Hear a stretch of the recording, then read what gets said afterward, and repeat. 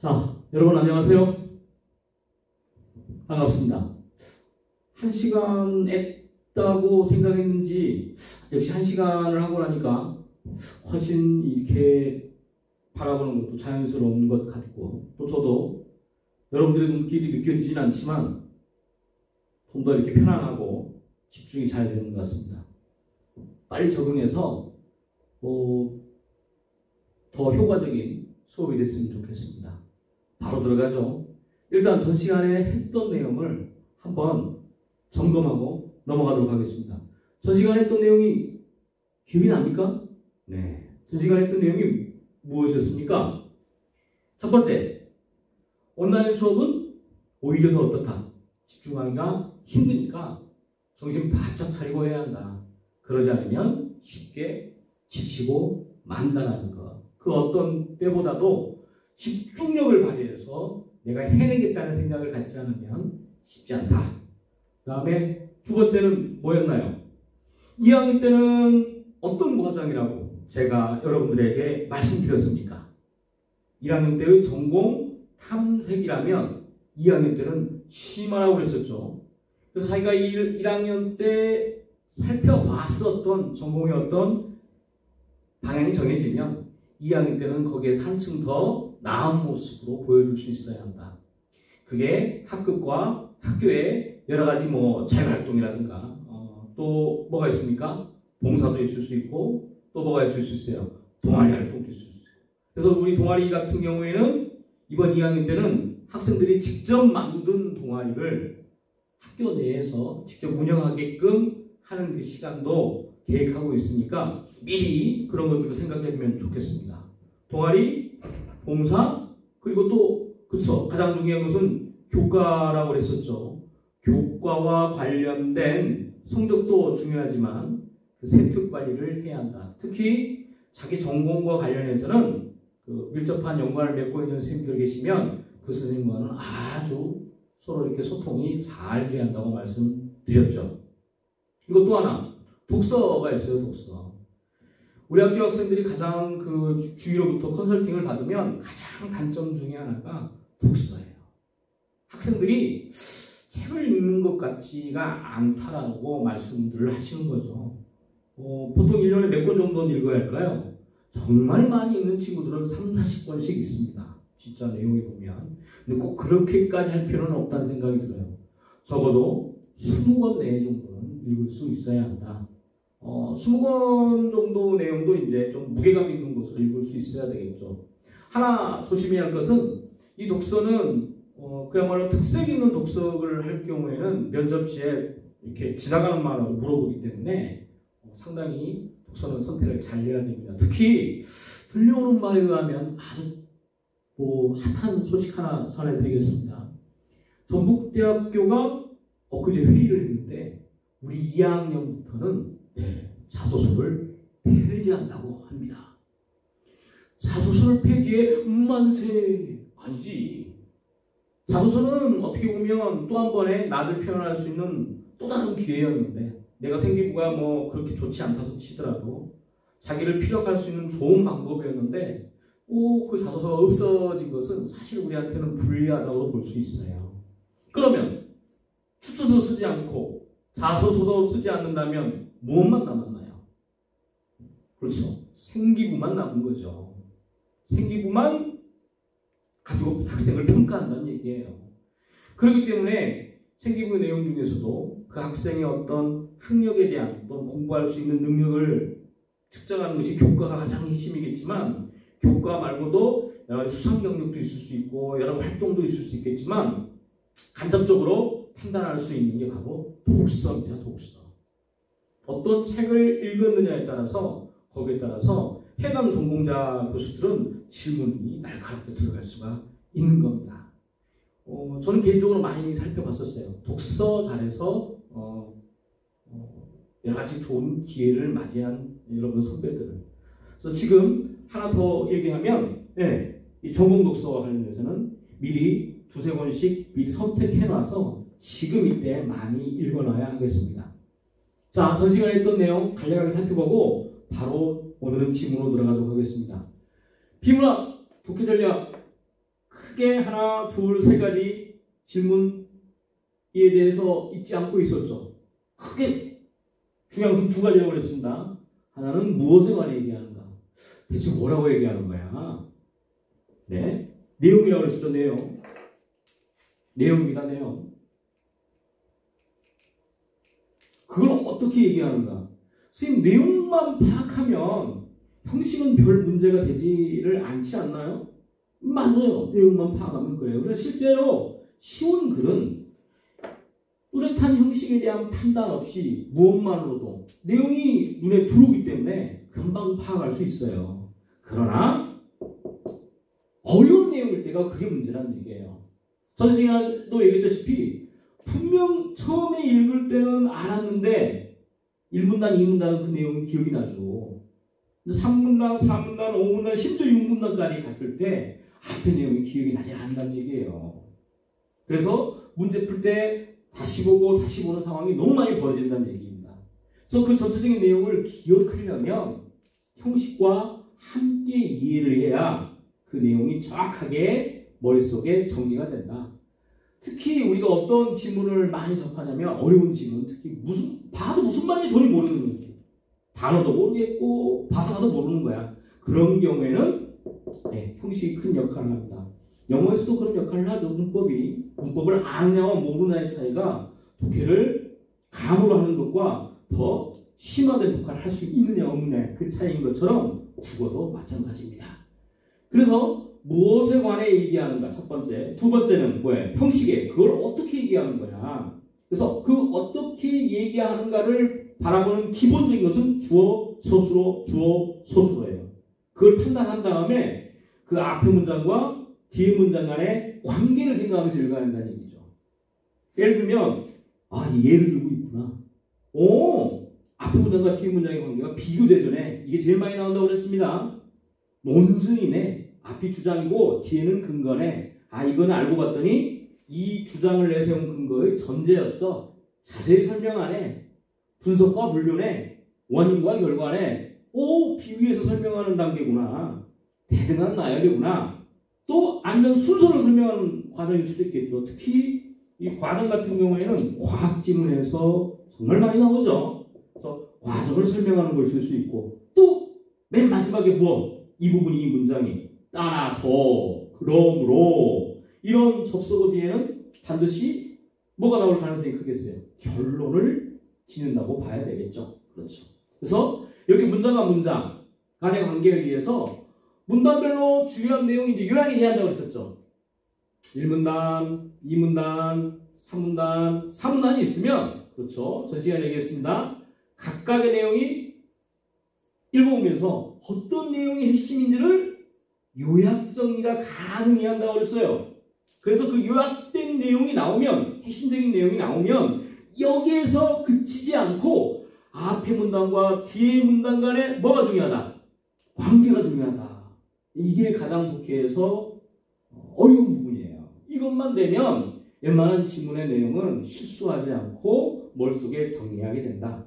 이때 문단과 문장 간의 관계에 있어서 핵심적인 역할을 하는 게 바로 접속어와 지시어라고 했었죠. 특히 지시어 저가 나오면 그런 것들이 지시어가 가리키는 내용이 무엇 내용인가를 잠시 생각을 해야 되는 거고 특히 접속어는 큰 역할을 합니다.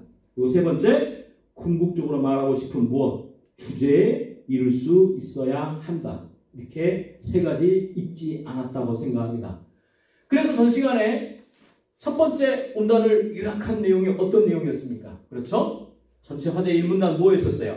인상주의에 관한 거였었고 인상주의 중에서도 르누아르를 얘기하는 거였었어요. 그렇죠? 기억이 나죠? 그래서 그 르누아르가 그렇죠? 인상주의의 대표적인 화가인 르누아르가 일상생활을 그렸다. 근데 이것만 가지고는 문제를 풀 수가 없습니다. 제대로 독해한 내용이 아니라고 했었죠. 앞에 부분에서 문장과 문장 간의 관계를 비춰보았을 때 인상주의를 얘기하기 전에 그 인상주의는 어디에서 그렇죠. 규율과 엄격한 규율과 사실주의 학풍의 아카데미에서 발달된 게 인상주의라고 했었죠. 그래서 그 인상주의는 차이가 뭐예요? 이건 엄격한 규율을 강조했던 것에 비해서 인상주의는 자유로운 표현을 했다. 이 서술어가 나중에는 큰 역할을 하게 됩니다. 마찬가지예요. 아카데미즘이 규율을 중시했다라든가 사실주의 화풍이라든가 이 서술어가 그렇죠. 이것뿐만 아니라 르누아르가 일상생활을 그렸다는 서술어가 물론 핵심이지만 문장과 문장 간의 관계에 있어서 그 앞의 내용도 머릿속에 두고 그 다음 내용으로 가야 했습니다. 그래서 그 다음 내용도 우리 오늘부터 살펴볼 내용은 이제 이 문단의 내용이 나올 텐데 이 문단도 이제 문장과 문장 간의 관계를 살펴보면서 어떠한 내용이 핵심인지를 그렇죠. 정리한 다음에 그 다음에 중요한 게 뭐라고 그랬어요? 앞에 이 1문단에 정리된 내용과 서로 뭐 하면서 그 관계를 따져가면서 그 관계를 따지는 게 이제 이런 양상이 되는 거예요. 이 예를 든 건가? 아니면 르누아르를 얘기했으니까 다른 학자를 통해서 뭐 서로 이렇게 비교되지 않은 건가? 아니면 르누아르를 더 얘기할 수도 있는 거고 그렇죠. 그래서 두 번째 문단부터 이제 본격적으로 시작하도록 하겠습니다. 한번 또 내용을 이제 정리하고 난 다음에 바로 이 문단으로 가도록 하죠. 이것도 꺼져서 켜야 되겠습니다. 잠시 이따가 또 2부에서 뵙도록 하겠습니다. 자, 이 문단 바로 시작하도록 하겠습니다. 일단 이 문단까지는 제가 한번 시범을 보이도록 할게요. 그리고 또 직접 여러분들만 스스로 한번 해보도록 하겠습니다. 수민하고도 책을 펴야 되는데 책 갖고 왔냐? 다음부터 책 갖고 와서 수업을 해. 자, 봅시다. 이 문단입니다. 이 문단 폈으니까 펴보죠. 바로 갑니다. 피아노 치는 두 소녀는 자, 초등 그림 해야 되겠죠. 자, 앞에 문단과의 연관관계를 생각했을 때 앞의 내용은 어떤 내용이었어요? 그렇죠. 르누아르가 뭐예요? 자유로운 표현을 주도하는 인상주의 대표적인 화가인데 일상생활을 그렸다. 르누아르에 얘기했는데 바로 이 문단은 그 르누아르의 뭐에 대해서 작품에 대해서 얘기한 내용을 알 수가 있는 거죠. 자, 첫 번째 이 문단과 연관관계 그의 작품으로 바로 들어가는 거예요. 르누아르에. 자, 그러면 이 주어에 대한 뭘 골라야 되겠어? 서술이겠지. 그렇지? 그 생각을 해야 되는 거야. 피아노 치는 두 소녀는 이제 두 번째 화제는 피아노 치는 두 소녀예요. 르누아르의 작품.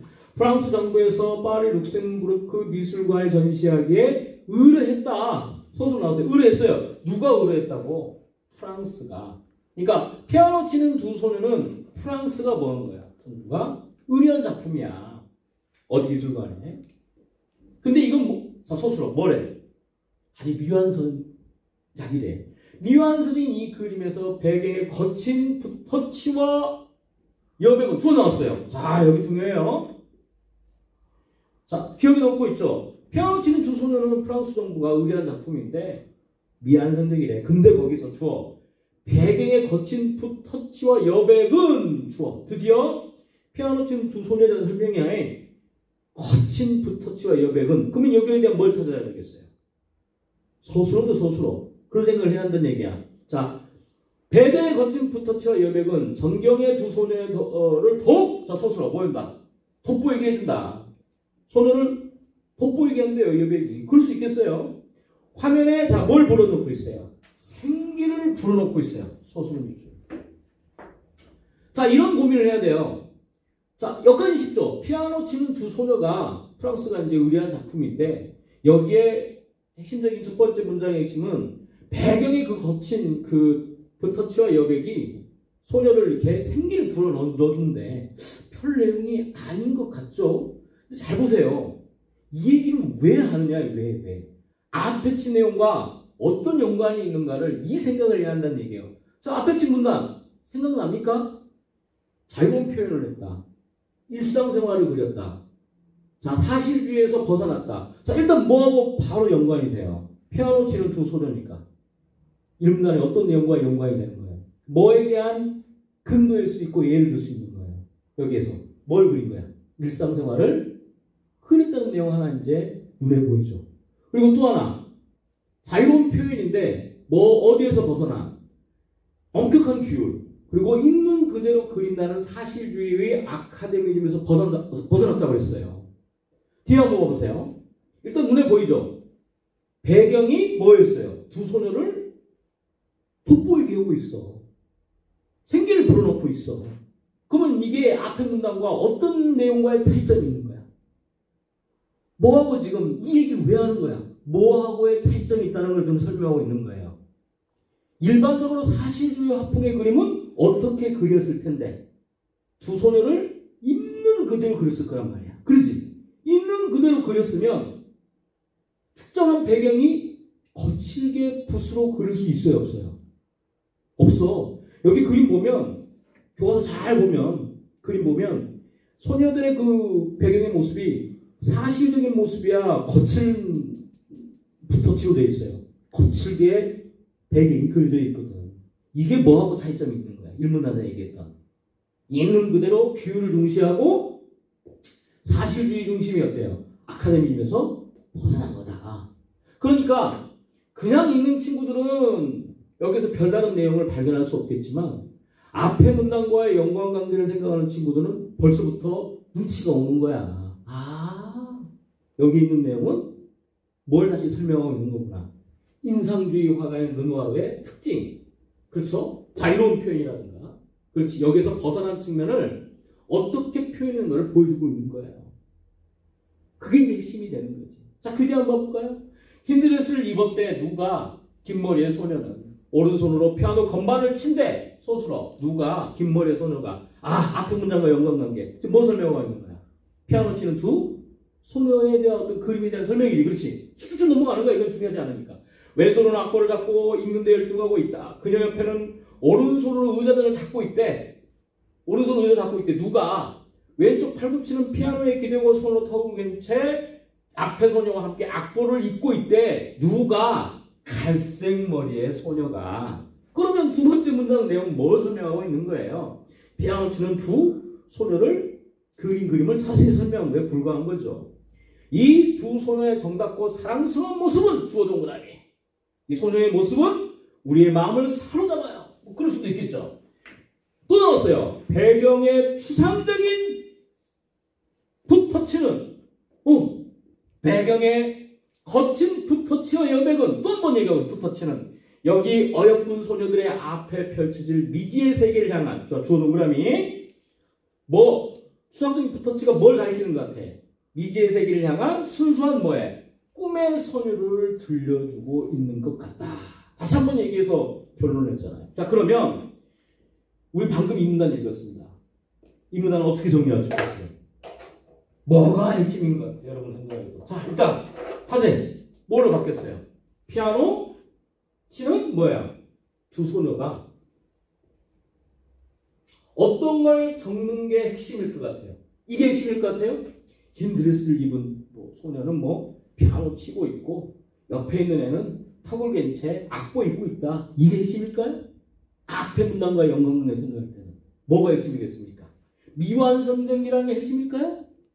수민아. 아니면 프랑스 정부에서 의뢰했다는 말이 핵심일까? 뭐가 핵심이겠어? 앞에 문단의 자유로운 표현. 그렇지? 규율과 사실주의에서 벗어난 인상주의 화가의 대표적인 르누아르를 얘기했기 때문에 이 르누아르의 작품 중에 하나인 이 작품 또한 어떤 특징을 지니고 있다. 사실주의에서 벗어나서 어떤 자유로운 표현을 통해서 자기가 일상생활을 그린 내용을 이 문단을 얘기했으니까 그 내용이 핵심이겠지. 그래서 피아노 치는 두 손에 뭐가 핵심? 주어. 그 그림 중에 뭐가? 배경의 거친 붓터치와 여백이 조동그라미 뭐하고 있어요? 화면에 뭐 해주고 있다? 생기를 불어넣어주고 있고 그런 붓터치는 마치 뭘 보여주고 있는 것 같다? 이 소녀의 뭐예요? 꿈의 소녀를 들려주고 있는 것 같다. 이게 바로 핵심적인 주술 내용이 되는 거죠. 그래서 피아노 치는 두 소녀는 그 중에서 어떤 부분이 핵심이겠어요? 배경의 거친 붓터치와 여백은 어떤 특징을 띠고 있다? 소녀를 뭐 해줘요? 돋보여주고 해요. 그렇죠? 소녀를 돋보이게 하고 뭐예요? 생기를 불어넣고 있다. 심지어 뭐예요? 그런 붓터치가 꿈의 소녀를 들려주고 있는 것 같다. 자, 이런 표현이 사실적인 표현은 아니잖아요. 자, 그러면 이 문단이 그런 내용으로 정리가 됐어요. 그러면 기타를 연주하는 스페인 소녀, 또 다른 작품으로 넘어갔구나. 그럼 우리는 동시에 어떤 생각을 하게 되는 거야? 1문단에서 얘기했었던 이러한 특징, 그리고 거기에 대한 근거로 피아노 치는 두 손을 이렇게 얘기했어. 그러면 3문단은 어떤 방식으로, 어떤 내용으로 이어갈 것인가를 생각을 해봐야 되는 거지. 그렇지. 자, 이거를, 자, 여기서 잠시 여러분들은 멈추고, 얼른 한번 3문단을 각자 개인적으로 주술 관계를 통해서 어느 부분이 핵심인가를 한번 여러분들이 스스로 한번 찾아보시기 바랍니다. 자, 저는 금방 시작하지만 여러분들은 3단 요약 정리됐습니까? 이 부분이 핵심인 것 같은데 뭐가 핵심인 것 같아요? 3문단 같은 경우. 기타를 연주하는 스페인 소녀에는, 자, 새로운 화제 나왔어요. 이제 주어. 머리에 붉은색 두건을 두르고 그 위에 검은 모자를 썼대. 누가 화려한 투사 복장을 했대. 누가? 사랑스러운 소녀가. 그러니까 투사 복장을 한 사랑스러운 소녀에 대한 설명이잖아. 스페인 소녀는. 별 내용이 아닌 거예요. 1문단, 2문단과의 연관관계 속에서 어떤 것이 핵심인가를 여러분들이 스스로 발견할 수 있어야 되는 거예요. 이 소녀는 조동그라미 포동포동한 손으로 스페인 사람들에게 가장 가까운 악기이자 고독한 예술들에게는 인생의 동반자인 자, 서술 빗줄 기타를 연주하고 있대. 노래를 부르고 있대. 이게 핵심입니까? 아니죠. 그림에 대한 내용이니까. 이 그림에서도 역시, 자, 이런 거 중요한 거지.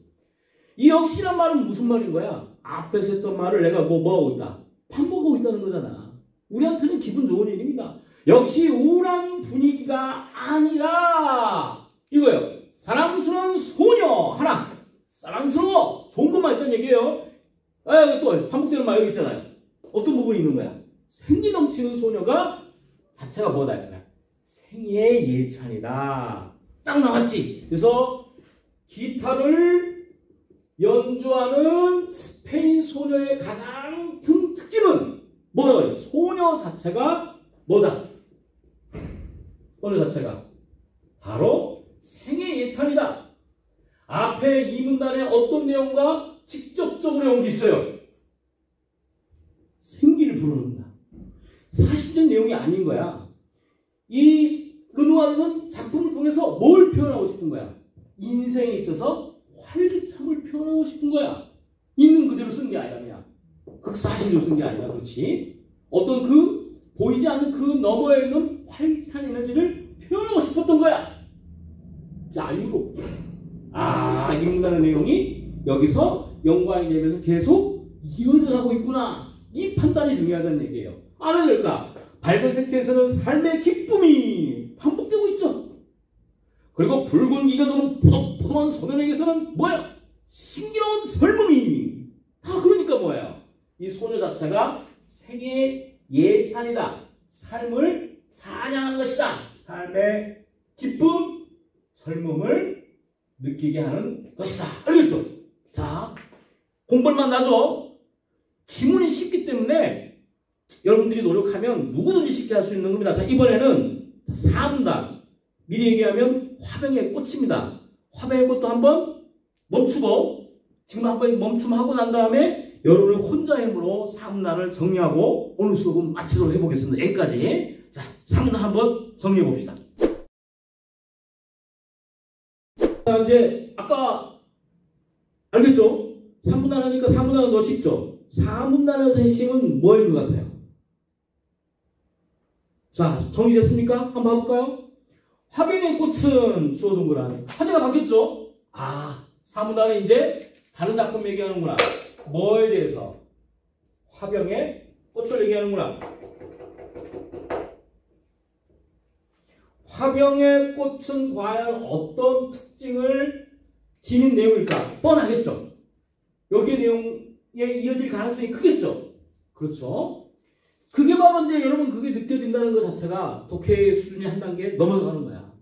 전에는 어떻게 읽었었는데? 전에 어떻게 읽었어? 그냥 주어진들만 읽었거든.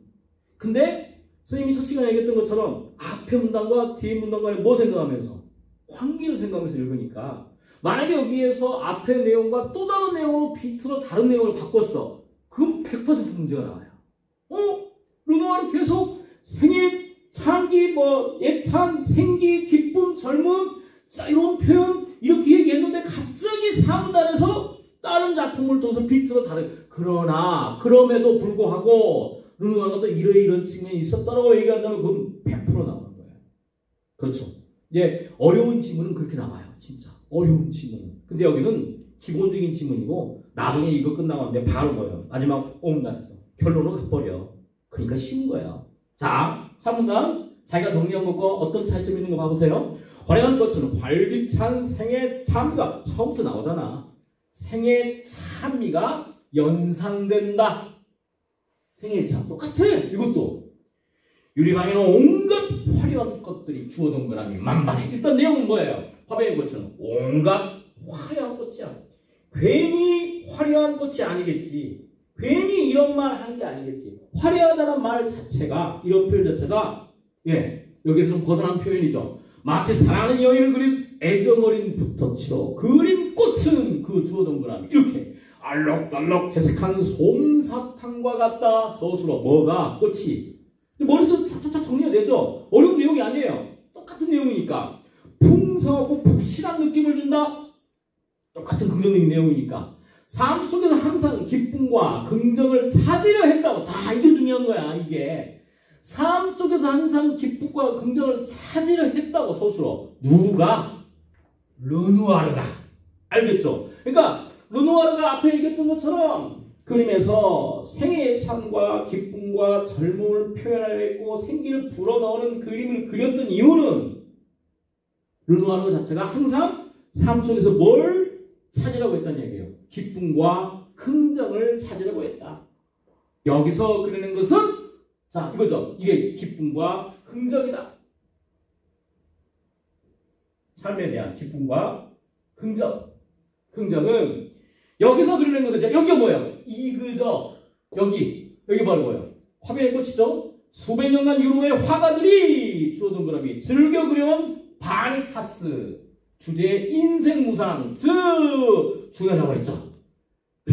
앞 말을 다른 말로 바꿔주는 말, 즉 아름답게 만발하다 곧 져버릴 꽃이 덧없음이 아니라. 옛날에는 바니타스 주제였던 거야. 삶은 다 의미가 없어. 어차피 다 죽을 건데 뭘. 그러나 누구는 르누아르는 그렇게 보지 않았던 얘기죠. 비록 비참한 죽음의 순간이 올지라도 이 순간만큼은 주어동그라미 아름다움과 매혹적인 향기로 우리에게 기쁨과 향기를 안겨주는 꽃에 대한 예찬이다. 주어동그라미. 끝났죠? 끝난 거예요. 화병의 꽃은 화려한 꽃인데 이걸 통해서 기쁨과 긍정, 인생의 기쁨과 긍정을 나타내고 결국 그 화려한 꽃을 모아냈다는 얘기예요. 찬양했다는 얘기입니다. 비록 세상이 인간에게 혹시 이거 정리한 사람 있습니까? 이거 바니타스 이거 핵심. 이것도 채색한 솜사탕 이거 이게 핵심일까요? 아니죠. 계속 이어지는 내용이라면 이게 핵심이겠죠. 비록 또 있는 거 봅시다. 세상이 인간에게 던져주는 것이 일시적이고 부질없는 것일지라도 세상은 부질없더라 하더라도 이 순간만큼은 우리에게 준 이 선물에 감사하고 즐기라는 맨 마지막 소설 또 뭘 주고 있어요? 낙천적인 메시지를 주고 있다. 낙천적이다. 우리 인생 즐기자. 낙천적이다. 그렇죠? 이 그림을 통해서 르누아르는 주어진 거래. 어차피 덧없는 것이 인생이라면 그 안에서 즐길 수 있는 행복을 자소수로 인생을 뭐 해라? 최대한 누리라. 그렇죠? 낙천적이다. 스스로 최대한 뭐 해라? 누리라고 표현했어요. 이 행복은 영원히 지속될 수 없는 소중한 순간이기 때문이다. 라고 하면 이제 그 다음 내용에 마지막 5문단에서 핵심적인 내용이 나와요. 5문단 미리 보면 그림은 영혼을 씻어주는 환희의 선물이라고 했어요. 자, 미리 한번 얘기합니다. 영혼을 씻어주는 환희의 선물이다. 그러면 이 의미로 볼 수 있는 거예요. 그림은 영혼을 씻어주는 환희의 선물을 했을 때 이 환희의 선물이 과연 그러면 어떤 의미를 지니고 있겠는가? 앞에 친 내용을 영광하게 생각하면 그림은 뭘 줘야 한다는 얘기예요? 선물을 줘야 돼. 환희의 선물을 줘야 돼. 이 환희, 기쁨이란 말은 어떤 기쁨을 줘야 한다는 얘기예요? 결국 이 앞에서 얘기하고 싶은 건 뭐야? 그림을 통해서 뭘 줘야 한다는 얘기예요? 그림을 통해서. 그렇죠. 생기, 기쁨, 젊음, 그렇죠. 최대한 뭐예요? 인생을 어때요? 누리게끔 하는. 그래서 그림은 그러한 역할을 할 수 있게끔 선물을 해야 한다라는 내용으로 이어지는 거예요. 근데 5분단에서 잠깐 이제 비틀어서 다른 내용으로 바뀌었죠. 바뀐 내용이 이제 거기에서 핵심입니다. 바뀐 내용은 어떻게 바뀌었는가 그걸 정리하다 보면 마지막 주제가 나오고 이 글에서의 핵심적인 내용 부분이 나옵니다. 자, 오늘은 여기까지 하고요. 다음 시간에 이제 마지막 5분단하고 마무리 정리하고 난 다음에 좀 더 한 단계 높은 수준의 지문을 할 것인가 아니면 진도 나갈 것인가는 한번 더 생각을 해보도록 하겠습니다. 오늘 꼭 한번 여유가 있으면 복습하시기 바랍니다. 이상입니다. 감사합니다.